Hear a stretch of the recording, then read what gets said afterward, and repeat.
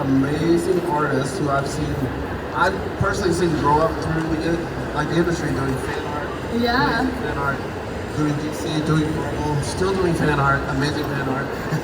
We're fortunate to all be here for you today. First up, I have Joe Quinones, who's currently doing the Batman '89 sequel, which is being out in singles now. In singles, yeah. And then he's done some amazing work for DC and Marvel and created her own amazing Wolverine story. I love that. I love that. The first arc's a trade right now too, right? First arc is a trade. First arc's a trade. Yeah. Batman '89. It's so beautiful. Next up, I have Babs Tarr, who you know from Batgirl. Also did Motor Crush and has amazing prints out and I think some secret stuff. I also did a comic for Overwatch, and then they were doing some not so cool things in like 2020, so I don't really brag about it a lot. But yeah, rip to that one. But yeah, I'm working on another DC thing right now, but it's not announced yet, but I can't talk about it. But I'm excited about it. And it looks great. I can tell you it looks great without telling you any details about it. Thank you, Joe. Okay, we will have a time for fan Q&A. It'll be about halfway through. I'll have you just line up in the center. I'll give you a heads up when that's about to happen so you can kind of formulate your questions. Generally, like I say, shorter question, we give them time to give you a longer answer. So be thinking about that. So my first question is, like your first DC work, do you remember what it was and how you got involved to ask that? Because I know you did fan art. Well, like, it wasn't fan art, but it was professional level fan art. But like, it was fan art. Okay. How did you? I don't know your story, Joe, so I'm really excited to hear this one. Yeah, so I kind of came up at a weird time. There was like in between the old world and the new world, where where everything is like all social medias and like everyone's online now and has like some artistic presence or You're like older. I'm older. You can see this gray coming in. So I was in the time of like Blogger, when that was a thing, and like live journal. Blogging is when people would just post. No, they don't. It was like around the time of like MySpace and like Top 9 and you guys remember that? Comic Swart. Oh yeah.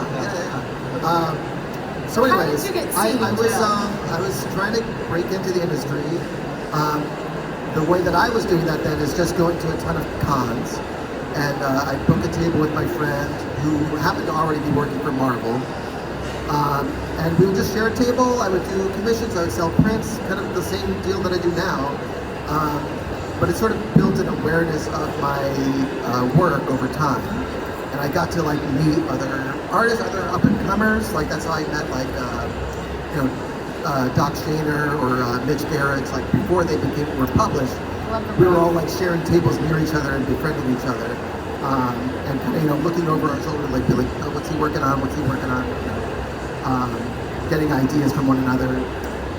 There was a thing going on in the early days of the internet called Project Rooftop, where for me. Where fans would submit redesigns of superheroes, and it was there would be a judging panel, and they would be curating what designs they would post. But I did a lot of stuff for that because I was just a huge fan. Amazing stuff. stuff. And I love doing costume design. What they do, they would rate it, and then they would write like a little paragraph about it, and everyone would submit something, and then you wouldn't know until you saw the post of whether you like made the list kind of energy. Yeah, I think it's lost to the internet, but Dean and I did that, and we used to get like celebrity judges like Jason Aaron and others do that. I think Gail Simone was one of the judges on like a Wonder Woman contest. Yeah, she did a Wonder Woman. Mark Waid did one.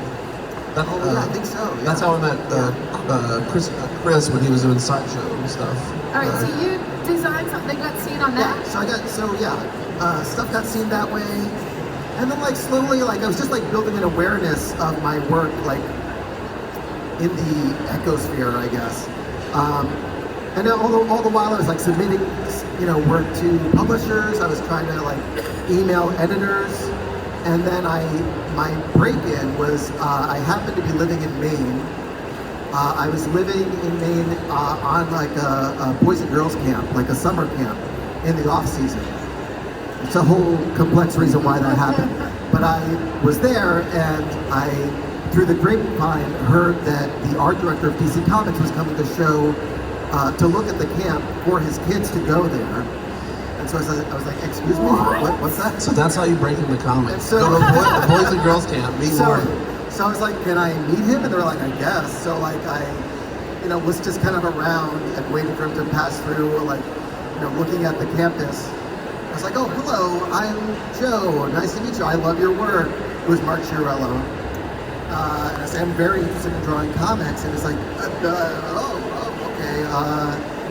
How did that go? What was the energy? He emailed you. No, I mean, he actually, because he saw my work, I convinced him to look at it there, and he's like, oh, it's good. Oh, yeah, email me. And I was like, well, I don't know if he means that. So I did. I followed up with him, and he said, oh, yeah, I remember you. Your stuff looked great. I don't have a lot of space to bring in new talent, but if you're ever going to be in New York, let me know, and I'll bring you into the office and we can talk about it. And I was like, I live in Maine, in the States, which is very far. Close. Sorry, I forgot where I was for a second. Oh, isn't it close? It's not close? No, to drive, it's maybe about 8 to 10 hours. Oh, Jesus. So I wrote him and I lied, and I said I'm going to be in New York this weekend, and if he said, great, let's meet up, I would book a ticket to go, and if he said no, then I would just stay in Maine. And he said yes, so I booked a bus ticket down to New York City, stayed there for the weekend, came in on like a Thursday night, and saw him Friday, and that led to my first work on Teen Titans. So, moral of the story, lie. Well, just be persistent, I think. Just like be as visible as you can, be nice, and kind of have some goods to back up, the game that you talk, I guess. Yeah. Kind of be ready to pitch, wherever you are. A boys camp, a boys and girls camp. Anywhere, yeah. Be ready to show your work wherever. So that was my start. That's so cute, Joe. I never knew that. How about you?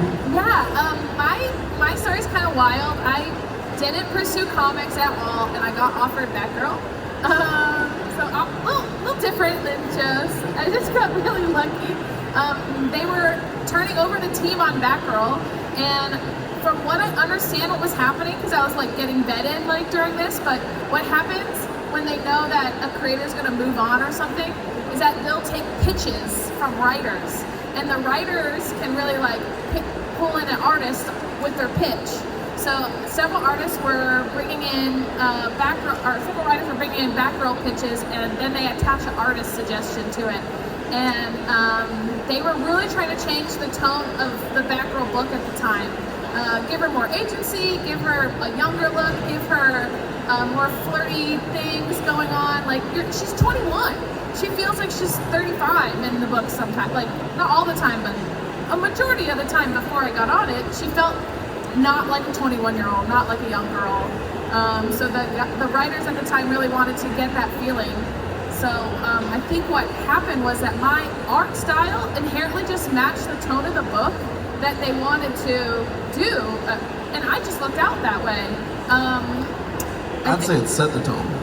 Yeah. Oh, thank you. But yeah, I think they emailed of 2 or 3 other artists, and then I had to do another round, a couple test pages. So they wrote me a 2-page script, and I did a test page, and I was pretty good because I read comics and more so manga, but I was pretty good at talking people just talking on a page, but I kind of sucked at the action. I had a punch going in the wrong direction, and that's just learning camera angles and how to tell the story, and don't, if someone's punching from this way, don't have them punch from the left or whatever. But yeah, I did that one fix, and we sent it off to the DC editor, and then they were like, you got it. So I got it. Comic. So and then the book was so well received, I think, because we hit at a zeitgeist where what was happening in the book, what people were really hungry to see. And then I just kept getting offers for covers and I started doing shows. Maybe I did 2 before that, but I don't think that had anything to do with them offering me the book. I think it was more I had gotten a full-time job at a school as a game artist, but not like a AAA game, like a mobile game or whatever. And that allowed me, because that job was relatively fun and not like stressful, and we clocked out at 5. I would like stay at work and I would just like draw for fun. And instead of graduating from art school and having a bunch of art that I thought I had to make to get work, I started doing work for fun for myself.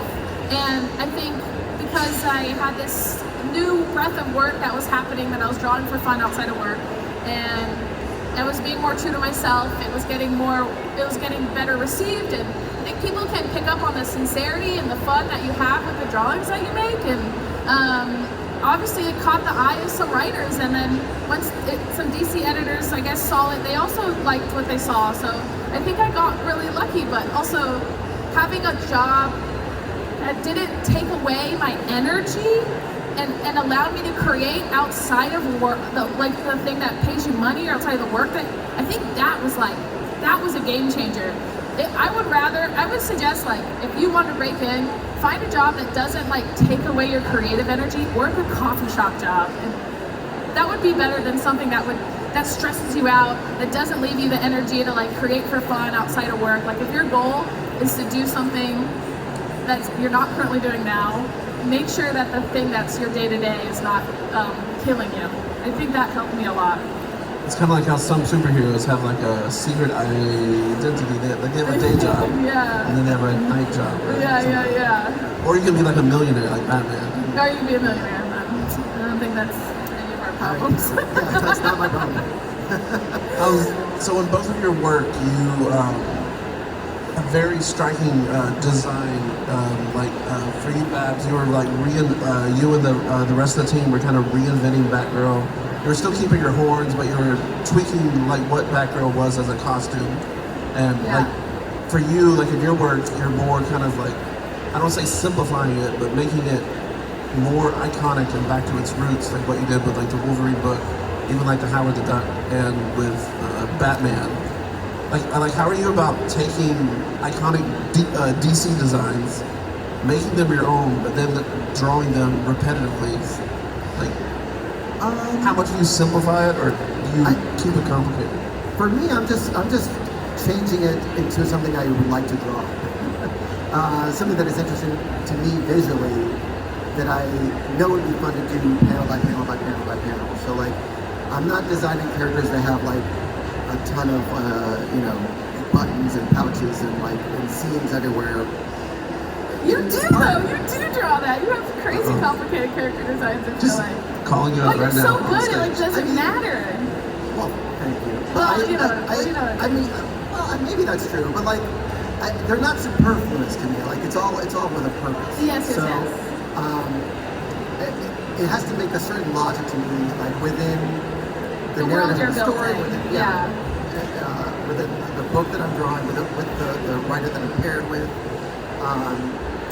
and I sort of like, I don't know, I pare it down based on those elements, I guess.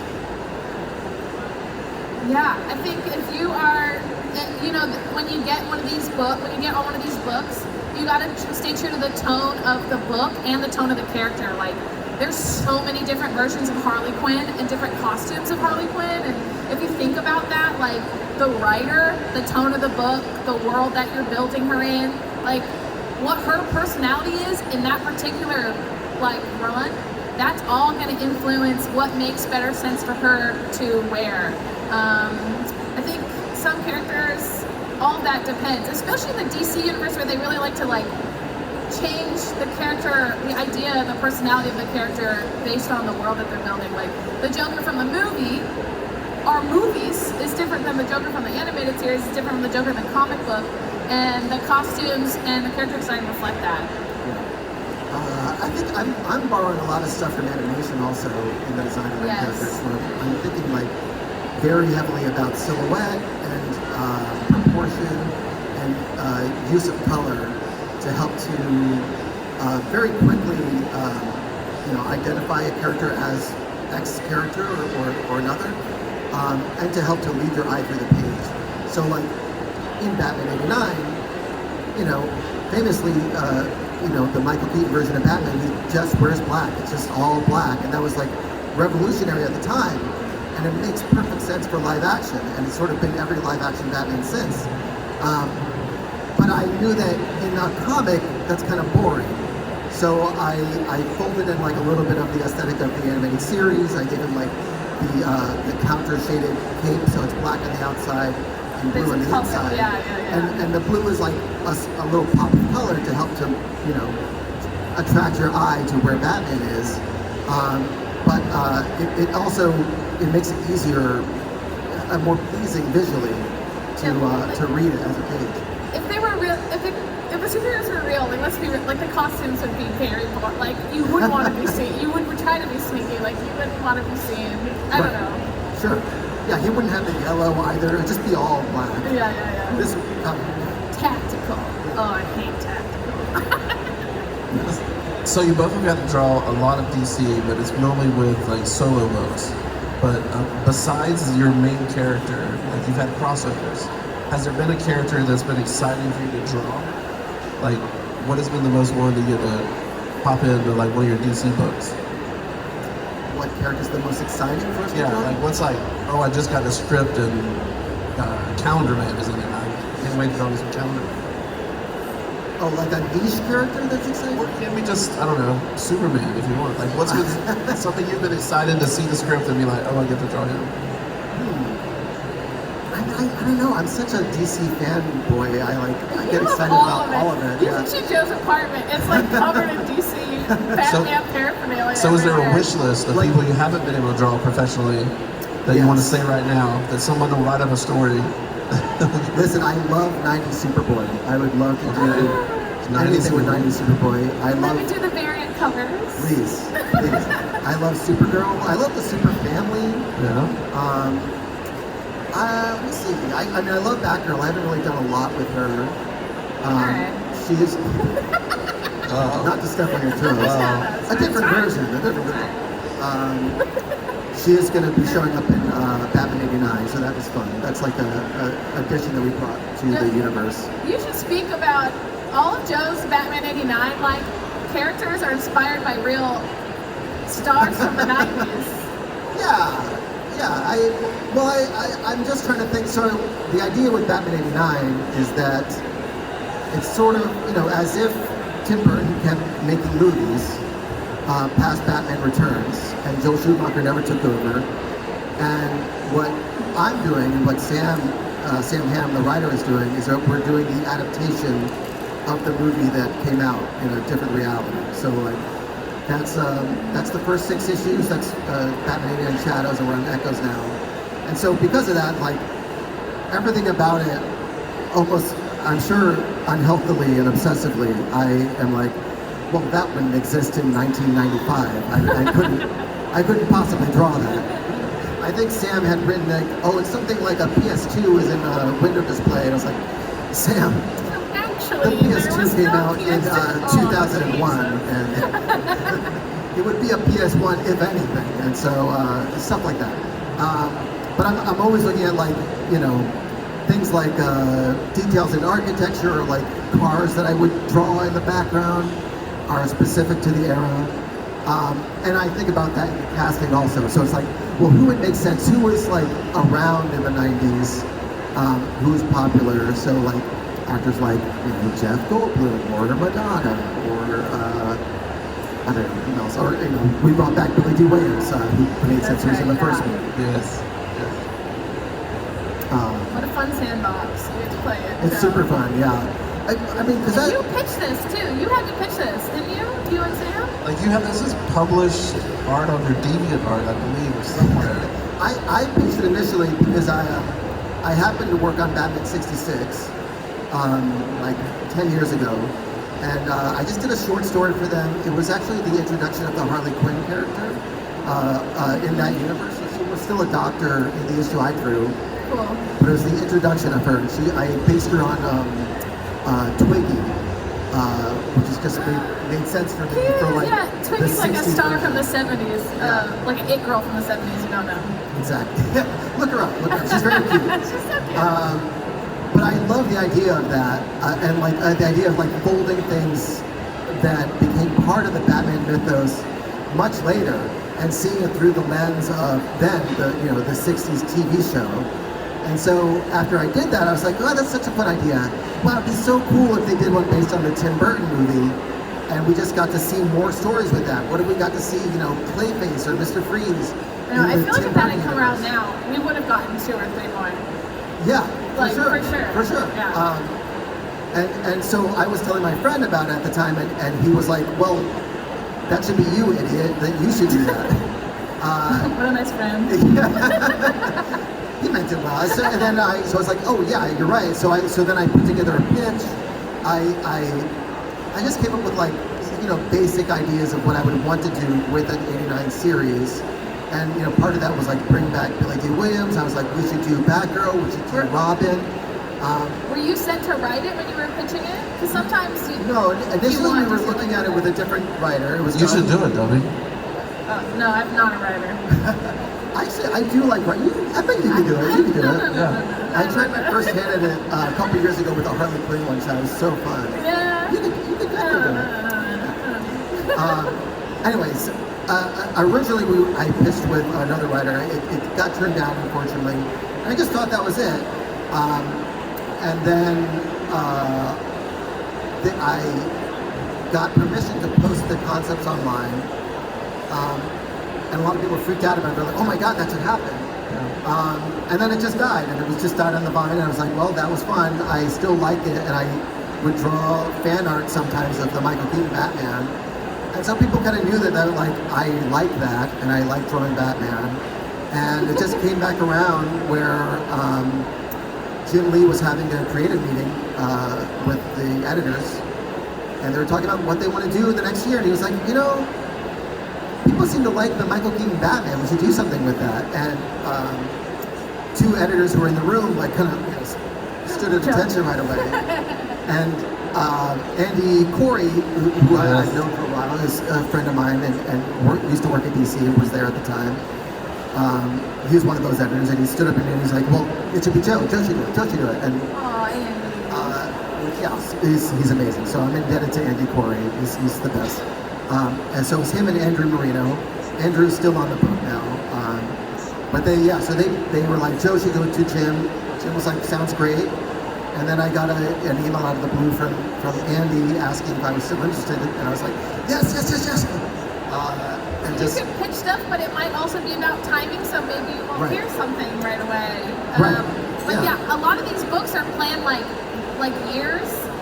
Like exactly. The thing I'm working on now was a joke at a bar at San Diego Comic-Con maybe like 2 years ago. So like you just don't know when something's gonna come to the surface. I don't know. I think it's like It takes a minute. the good thing to do is just to kind of let the bad things kind of roll off your back. Yes. Because it's inevitable. Anyone who's trying to get into the industry, who wants to do comics professionally, like, you're gonna see a lot of disappointment and failure, and that's just part of the game. But you kind of just have to bake that into the cake. That's part of it. And to just push on through it and try to keep positive, be proactive, and just keep pushing out work, and it will come back around. Like, you can make a career in comics work for you. It may not be exactly what you want. It may not be exactly with the characters you want or on the titles you want. But if you want it to happen, it will happen. You just have to be kind of relentless about it, and patient and kind. Like, you have to realize, like, the people on the other end, the people who want to give you that work, they're not refusing you that work because they have a vendetta against you. Well, maybe that happens. Hopefully it doesn't happen. But in my experience, that's not the case. Usually it's well-meaning people. They all are there because they love it also. And if it's not going to work out in that moment, it's not because they hate you. It's not because they think your idea is stupid. They just don't think it'll make money at that time, or it just doesn't work in their schedule at that time. And we just have to be okay with that. and you not even getting work at that time. It's not about you personally. You have to also understand that like there's 100 other people who want that same position as you. Some of them already work there. Some of them already have their foot in the door and need to like put food on the table.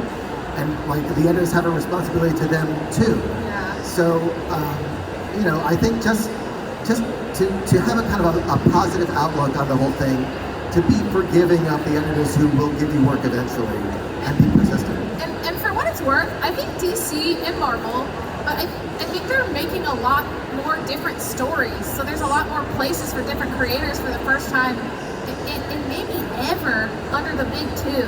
Like DC has Vertigo and their Black Label, and they're always trying to launch new initiatives to get new people in, which means new stories and new tones of stories and new stories for different types of people, like young adult, and I don't know. I love that they're doing that, because when I remember walking in a comic shop and asking, oh, is there something for me? And the guy like scoffed at me. He scoffed at me, and I'm like, I ain't trying to give you money. You're being a dick. Like, what's going on? And just like less of that energy, and I think it's really exciting, all the different types of stories that are getting told with DC. Like young Wonder Woman, like my friend Victoria did like a young, like what is Wonder Woman as a tween? You know, like I don't know. I think if I was younger, like young adult I would have stories. ate that up.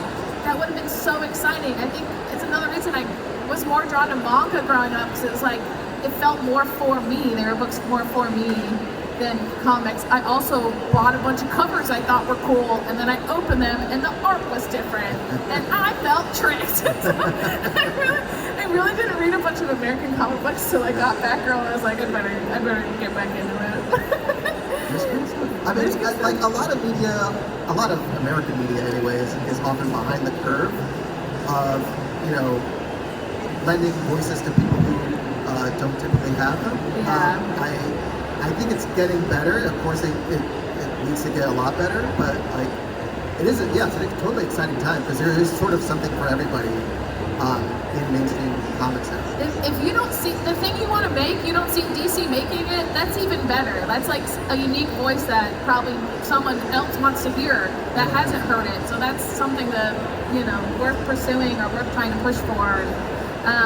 There's all kinds of different ways you can make comics today. Like the webtoon is doing those, the one with all the bad boys. The Wayne Family Adventure. The Wayne Family Adventure. That's so cute, and they're reaching a totally different audience for that. And now I walk around here and I see these like cute Wayne Family Adventure like merch, and it's because it like they're on webtoon, reaching a totally different audience with a totally different look that's more about family and like what are the interdynamic. Like to me, that was more interesting than like what villain Batman was like punching that month. Like how did all these like wayward sons get along, and how do they act like a family? And like I think that's fun.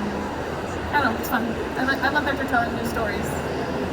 We're about to have a time for fan questions, so if you go in a line up in the middle, I'm going to ask one more, then I'll pass it to fans. Thank you. So is there a character at DC that you particularly love to draw, but you haven't had a chance to do it like yet professionally?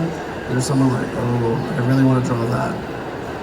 My book I'm working on right now, it's not announced, I guess it's like my dream book, and I'm so excited. So, no, because I'm doing it right now, and I can't say what. Big Barda. Big Barda? Always loved Big Barda. I've never gotten to draw it professionally. But I love the aesthetic of all the new God stuff. How can we make that happen? We just say it here and someone will write it down. I've done like the tiniest amount. There was like a flashback in one of the graphic novels I did, where the Furies showed up at Granny Goodness, and that was fun. I love Barda. She's great. She is great. First question, say your name and give us a question. Should we give her a mic? Yeah. Just one Hi. question? No one else has one? My name is Lau. I'm also an artist and animator. And I have a question for both of you. What was your inspiration for creating comics? And what is your creative or technical process that you go through while creating? In short. Thank you.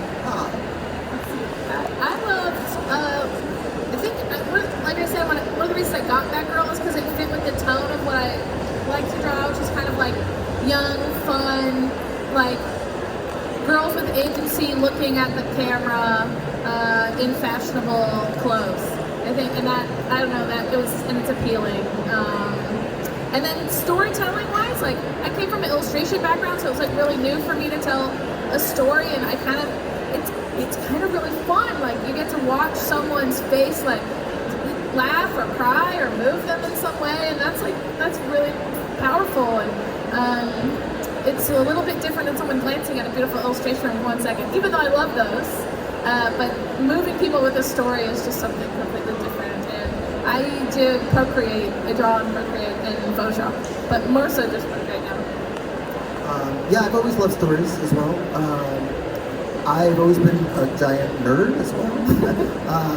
I think, so when I was a little kid, my folks used to get me these like oversized, I had like an oversized man bag comic. It was like, I collected some of the old Neil Adams tales.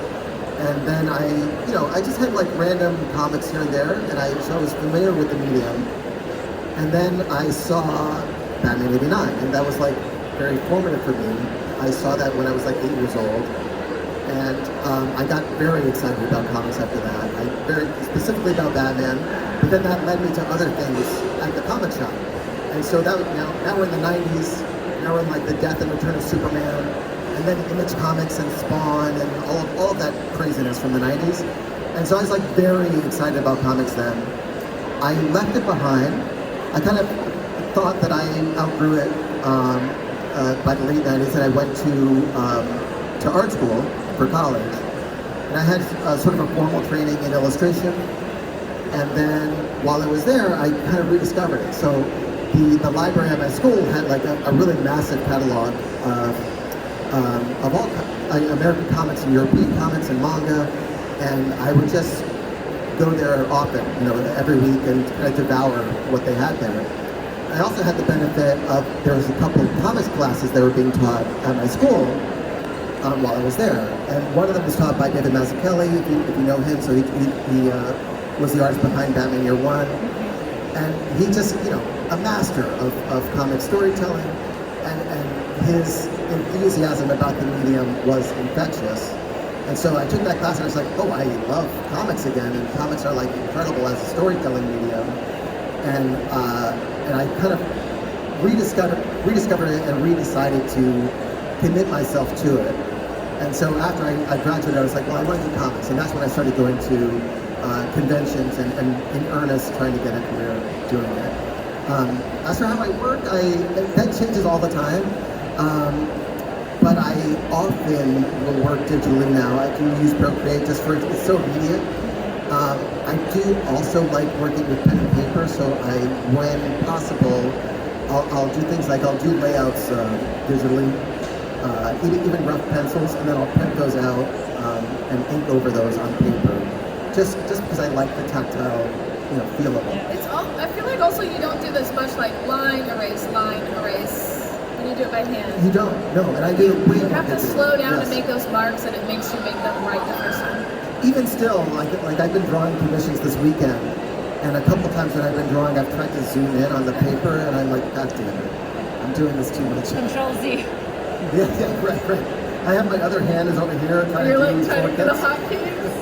Hi. Hi, I have a question for you. Sure. In your personal and or professional entire career lives, what is the most heart-wrenching and traumatic scene you had to draw that you've then had to spend a couple hours or days just mind-numbing getting rid of it? During 2020, I was working on the Overwatch comic about the Omnics, who is like a robot race fighting humans, and it was so reflective of like what was going on the TV with people, people rioting, and like it was not fun to work on. To do a comic book version of what I was like seeing on TV basically was rough, and I was really like, we need to get like a sensitivity reader on this book immediately so that we aren't going to step in it by what we're saying and what we're drawing right now, because it's so reflective of what was happening in real life at the moment. I think a lot of comics do that, like they match the tone of the world that we're in right now. Like DC DC just demillionaired Batman. Did you hear this? Oh, no. Yeah, in the new Batman. I think Absolute Batman. Absolute Batman. He's like no longer a millionaire or billionaire or whatever because it's like they're the villain. They're the villain now. Sorry guys, they're evil. It's hard, you know. Like I would be like I love Batman, but the caveat now would be like he's like a millionaire and they're all evil. There's like not an ethical one. Right. You know. Sorry. Kind of impossible. Yeah. Sorry. Do you have one? Yeah, twofold. I guess for a heart-wrenching moment in a script, there was a issue of FF that I did with Matt Fraction, and oh my god, I'm gonna forget the name of them, but they're like these little like cave dweller. I think they're related to Mole Man, but they become part of the Future Foundation. Moloids. That's it. Moloids. Thank goodness you're here. So like there's these three siblings, they're young, and one of them comes out to the other two as trans, and it's like a huge moment for that character, and the two, he's really nervous about revealing themselves to their brothers, and he's fully welcomed by them, and it's like trying to capture the emotion of that moment, and that is important for so many people, and trying to do that justice. That was something I was kind of like trying to wrestle with the feels. Yeah. Hi, my name is Ho-Yan. My question is, in the DC universe, who do you think villain-wise, is the most underrated origin story and why? Oh. Or one that tugs at your heart? I don't know. Poison Ivy is right, okay? All right? She was right. She All is right. right. She There's is a couple over time. There's a few villains that you're like, actually, they are right. She's completely right. We're destroying everything. Yeah. She is right to hate all of us. Just let her take over. Yeah. Yeah. That would be the Christopher Walken character from Batman 2, the extra. That's your character. Hi, my name is Evie, and my question is, what key aspects do you look for in character design? What is most important? Oh yeah. I think it's good to think about who the character is on a whole. Like, for instance, like the book I'm working on right now, and even when I was on Batgirl, I had Pinterest boards for each character of like what they would wear casually and what elements of their costume that would be defining them. What are their color palettes? Like, oh, this character would wear red because they're really ostentatious and loud and bold, and they want to be seen. You kind of want to think about who they are as a person, and then that trickles down and answers like what they wear on their body. Like again, like what's the environment and the world you're building, and a lot of that answers that question. Yeah, I think about, like I said before, like a silhouette of a character and their design, and color palette for your characters, like types of colors that they'll wear. And so some of that's just for recognition of the character, but it's also about who the character is as a person, so like what they would wear. And I do the same thing. I have like little boards that I put together of like inspo for outfits for different characters, like same with Barbara Gordon in the '89 universe. Like in our version, in our world, it's Barbara is a detective, so she's a cop now, and she's a little bit older. So her fashion is way different from Babs' who's 21 and in college or just out of college. And so it's more sensible flats and longer skirts. I think about this exercise all the time that I did in high school, where it was like taking like theater or acting or some kind of extra class that was fun that I got to pick, and they were like, one of the exercises that they made us do, it was like a scene that was only 7 pages, and it was just a fight between two people. But they made us take each character and write out answer 20 questions about them, or some big number, and you were having to kind of make up a lot of it.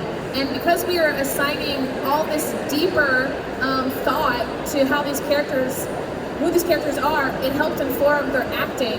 And when you're in comics, you're the actor, you're the set dresser, you're the costume designer, you're in some cases the lighting colorist. So you kind of gotta think, even when we have somebody on the panel for 5 panels, you're like, oh, this is a thug, but what neighborhood is he from, and what villain is he with, and what would his aesthetic be, what's their background, how much money do they have, all that affects what they'll look like. So yeah, there's something to think about. I think you can even Google it, how to flesh out a character, 20 questions to ask, if I'm an actor and I have a character. I think it's something very Googleable, but it gives that's you. huge, though. It is you're making acting decisions for your character, and what makes sense for one will not make sense for the other. Yes. Facial expressions that absolute Batman would make are not the same ones that Robin would make.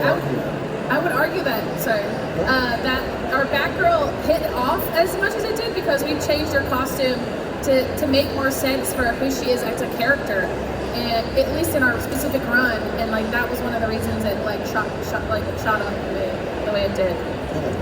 And we'll have a whole panel about that tomorrow.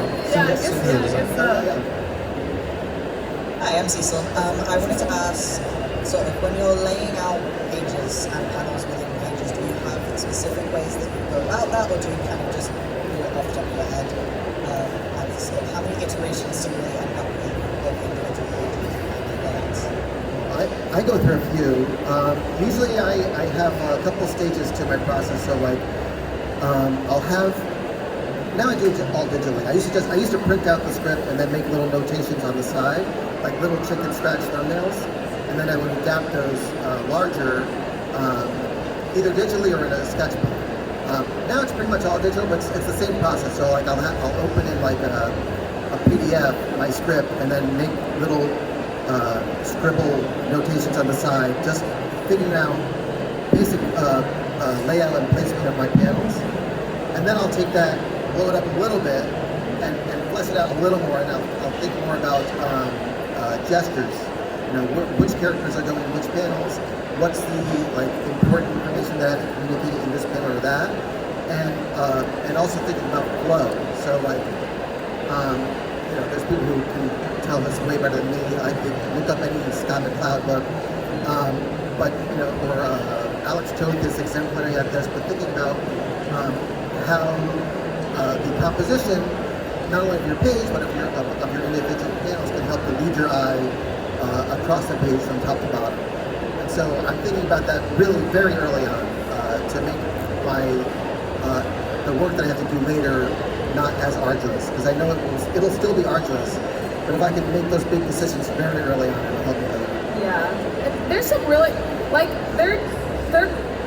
they're classics for a reason, How to Draw the Marvel Way and How to Draw the DC Way. I read those when I got Batgirl, and they were really helpful. Some of the stuff I immediately will never forget is quick to make something seem fast. Long panels are really useful because it's chop, chop, chop, chop, chop. Punch, punch, punch, punch, punch. Or if you want something to feel slow, a long horizontal panel will give you that long, quiet, pause and breath. So some of that is duh, as soon as you read it, but it's all this subliminal stuff that you're reading on the page that makes you feel a way. But then when you read those books, it's oh, that makes me feel that way because it's doing this in my brain. It's really useful. Those books are great. Highly recommend. I pay someone to do my layouts, actually. I don't like doing them. It's hard, and I have other projects going on, other ways I can earn income. So what I do instead of kill myself is I just pay someone to do my layouts for me, and I have this amazing person on it right now that I love and I'm so excited about because they have more of a manga-esque sensibility. So I'm just getting these amazing layouts and what we'll do in that case is like they'll turn them in, and then me and my editor will make notes and be like, oh, I think this beat maybe needs this or that, and then I'll put my 2 cents in that way. And then sometimes I'll still change it once I start drawing it. It'll be more like, oh, you know what would be cute if this joke was here or something, and I would like change it. But I go to the inks.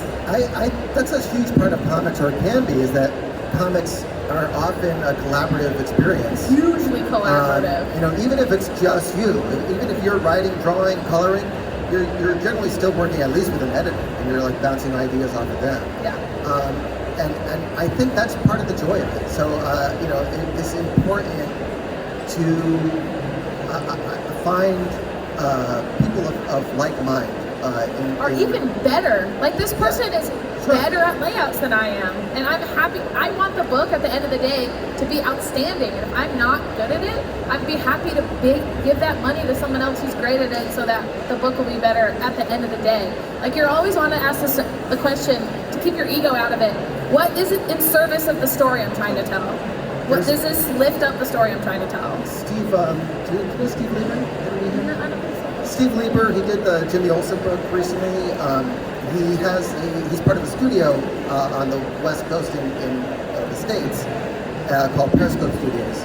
And I went to go visit some years back, and what is so great about it is that it's just chock full of comic artists, and sometimes they'll be drawing something and it's like, oh God, I don't know how to draw this. Hey, you're good at drawing tanks. Can you come over here for a second? And so someone come on, draw a tank in here. It's like, oh, you're better at figures. Can you come over here for a second? And I'm like, oh, let me do this gesture here for you. And I love that. I think that's so great. And that to me is like, that was part of the joy of going through art school, is that So you nice. kind of take it for granted afterward, Yeah. that you're surrounded by all of these super creative people all the time. And you could easily just walk over to your friend and be like, does this look right? Is this good? It's like, no, you should do it like this. Community. And, You're not like there's having no a ego about it. community. It's just like everyone's trying to prop each other up. David Mazzucchelli just happened to be in the building to help you. Yeah, I was very lucky to have Mazzucchelli. Yeah. So we're running out of time. Got one last question. What excites you most about working on DC characters or with DC now? Is there something about it? Is it a character? Is it a style, workflow, editor, or just characters? We just get to play in the most fun sandbox with the best heroes of the whole world. Like I just want to pitch myself that I get to do what I do. And to have built-in passion for your project is so nice. Like having come from working on a lot of stuff where like you kind of have to hype it up, and then DC has built-in audience, which is nice. And sometimes they hate you, and sometimes they love you, and that's just that's just how it is sometimes. But no, there's like a lot of love like built in, ingrained to like the universe and the characters that are there.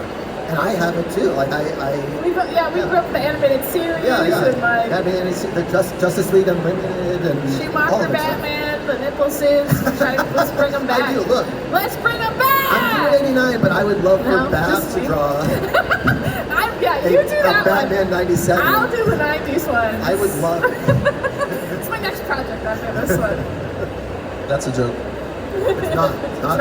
I want it to happen. do it so bad. Okay. Thank you everybody for showing up Thanks, for you this. guys. Thank you Both so of much. I them hope will it be was back at their useful. table for the rest of the weekend. Oh yeah, we're beside each other. We're I'm a 9. Maybe Eight. a 10. I don't know. 9 or 10. We're right next to each other. Yeah, come and see us. we're the tables facing. We're like at the end of the artist alley, like facing the rest of the con, like at the back of this section here. But yeah, come hang out, come see us. If you have any more questions, I'd be happy to answer them. Comics is scary, but also you can do it. It is very fun. It is a lot of work. It's very fun. It's very rewarding, and I love it. So. Thank you everybody. Thank you.